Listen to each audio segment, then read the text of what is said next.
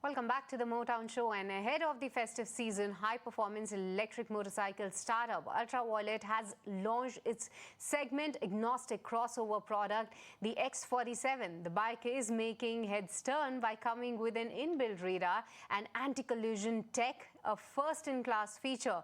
My colleague Jude caught up with the CEO of TVS Zoho and Qualcomm-backed startup to talk distribution, funding, growth, and premiumization in EVs. Take a look. At Ultraviolette with the F77s, you've seen a lot of innovation on the performance aspect of the machine. We were also the first to introduce safety features like dual-channel ABS, traction control. And we started thinking, what more could we do to enhance the safety on two wheels? Right? The world of four-wheelers has seen a lot of this. You've got ADAS systems in cars for a few years now. But our challenge was, on motorcycles, you don't have any of these safety systems. Your helmet limits your field of view. And how do we solve for, your field of view increasing on the sides and the back of your riding experience? So that's when we started working on the radar technology. We call it the UV Hypersense. So we've got blind spot detection, lane change assist, overtake alert, collision alert to you, the rider, and also the lights on the rear alert the person behind you if they're approaching you too fast. Right. And this radar is also a lot more complex because as against four-wheelers, two-wheelers see changes in roll, pitch and yaw.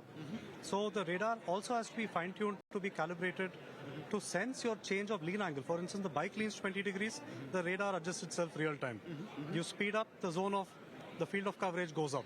So a lot of this specific to motorcycles, I think it's taken us a good 2 years to get in place. And the magic is we're getting it onto highly affordable segments at 2.49 lakhs. Absolutely. And we took a call to make it standard across all variants of the X47s. Right. Some very interesting features and a great introductory price, no doubt. But moving ahead, I want to know what this does to the startup itself. Ultraviolette, I know for a fact that you've been on the fast track with your product launches. What are growth prospects looking like as you go forward, even as your launch pipeline gets firmed up, Narayan? Sure. So our strategy was converse to what the other companies may have taken, which has been to have a top-down approach, where we build technology for the high-performance sports segments. And then by default, all of that tech becomes scalable downstream. Right? So we're seeing a lot of that now come into play. We've got the X47 today with higher torque, but a lot of the same proven robustness in the powertrain in terms of range, in terms of the power output, in terms of the reliability. Right? So for us, it opens up a wider band. Like you mentioned earlier, this cuts through segments, right? That's the intent of what we built the crossover with. So people who like street motorcycle, roadster, but predominantly do ride urban and urban plus conditions, would be supremely comfortable, and you get more tech than any motorcycle that India has in store today. Right, I would imagine. So what does this do to the startup's fortunes on the growth and revenue front? Where do you hope to grow from here going forward? And what is the product pipeline looking like? Sure. So we launched the F77 in the sports segment. With that, we've scaled from one city in Bangalore to now 30 cities across India. We are also the first electric motorcycle company to go global. We are now retailing in Europe as well. Deliveries have started in Europe. Very high demand across France, Germany, Spain, Portugal, UK, etc. Now, for us, on a commercial sense, this, of course, is going to widen the spectrum of users, both from a price band perspective as well as a segment of usage perspective. And I think we look to be on track to do about 10,000 vehicles by end of fiscal year. All right. Interesting. And in terms of market share as well, I know for a fact that it's only been a few years now, there's so much way to go. But what is the strategy to expand market really and presence on the ground? So the way we look at it, we've got, most other people have built products, we built platforms. The trade-off is that it's taken longer. But the good part is we've got all of the tech in place to scale rapidly. So motorcycles predominantly come in street motorcycles, sport, adventure, roadsters, and of course we have with the crossover something that cuts through. And with scooters, we've also launched the Tesseract, which is more of an urban tech-loaded scooter with more performance and competition.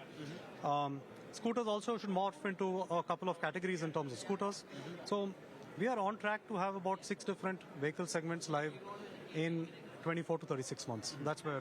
Right. Let's talk about your funding plans for it. I know for a fact that you've raised close to 70 million now, some marquee investors on board, including the likes of TVS, Zoho. What's the funding pipeline looking like going forward? Do you have more names, and how much funds do you plan to raise in the near to medium term? Sure. All right. So, yeah, like you said, we've got some very, very excited investors backing us. TVS, then Specially Invest, then the Zoho Group from Kumar Bembu and Sridhar Bembu. Tech in India is what they're passionate about. Of course, recently the XOR Group with the Lingoto arm, with Qualcomm Ventures coming in, and now with the TDK Group as well. We've got a lot of folks who are strategically interested in progressing technology and electrification. Right? So I think that helps us. We've got a good sounding board as well. In terms of further investments, of course, the industry is capital intensive. We've been very frugal though. You spoke about 70 million. There are no other companies on the planet that have gotten 3 products on the road and 2 more in the pipeline with just 70 million. So we've been extremely capital efficient, and kudos to the team. I think it all comes down to the people innovating real time. Of course, there will be further capital raises, and I think from a growth perspective, probably target an IPO in post 24 months from now, once we have multiple segments in India plus 2 global markets running well oiled. So. Right. And in the run-up to the IPO, is there a funding number that you have in mind, money that you'd like to raise?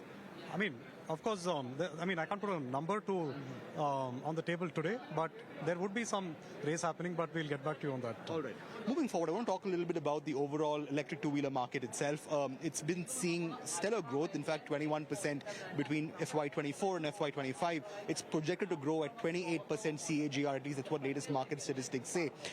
How will your growth rates be like in comparison to the overall market? Do you expect to grow faster up until FY34, because that's till when the 28% applies to?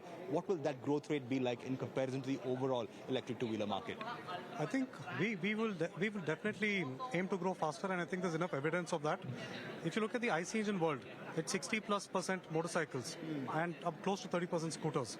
But when it comes to electrics, you don't see as many motorcycles.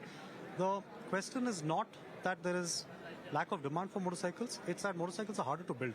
With more performance comes more reliability requirements, more safety requirements, more thermal engineering, and of course, on motorcycles capable of doing more. There's that much more R&D that needs to go in, right? So most companies have taken the approach of getting a product to market. We've taken the harder route of getting the most advanced product to market. And while I think the field is trying to now move up, we will be able to move downstream faster.